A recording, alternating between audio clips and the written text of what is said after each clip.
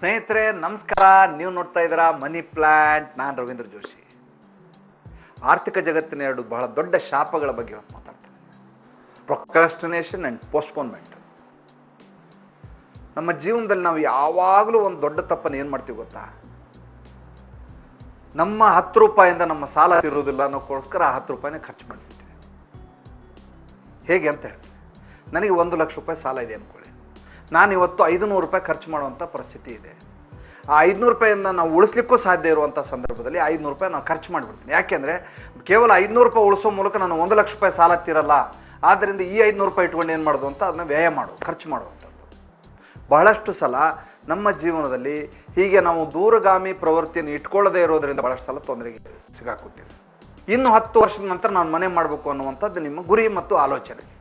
ಆ ಸಂಕಲ್ಪಕ್ಕೆ ನೀವು ಕೂಡಿಡಬೇಕಾದ ಮೊತ್ತ 30 ಲಕ್ಷನೋ 10 ಲಕ್ಷನೋ 20 ಲಕ್ಷ ಅಂದ್ಕೊಳ್ಳಿ.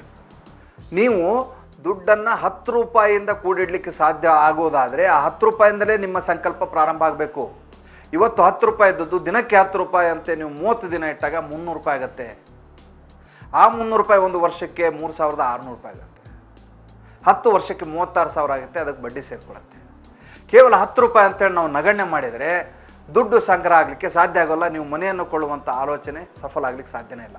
ನಿಮ್ಮ ಗುರಿ ಎಷ್ಟೇ ದೊಡ್ಡದಾಗಿರಲಿ ಅದು ಭಾಳ ಸಣ್ಣ ಮಟ್ಟದಲ್ಲಿ ಪ್ರಾರಂಭಗೊಂಡು ಉಳಿತಾಯದ ಮೂಲಕ ಸಾಧ್ಯವೇ ವಿನಃ ಇಲ್ಲದೆ ಹೋದರೆ ಸಾಧ್ಯ ಇಲ್ಲ ಅಂತ ಹೇಳ್ತಾ ಇವತ್ತಿನ ಸಂಚಿಕೆಯನ್ನು ಮುಗಿಸ್ತೇನೆ. ನಾಳೆ ಹೊಸ ವಿಚಾರದೊಂದಿಗೆ ಬರ್ತೇನೆ. ಅಲ್ಲಿವರೆಗೂ ನಮಸ್ಕಾರ ಸ್ನೇಹಿತರೆ.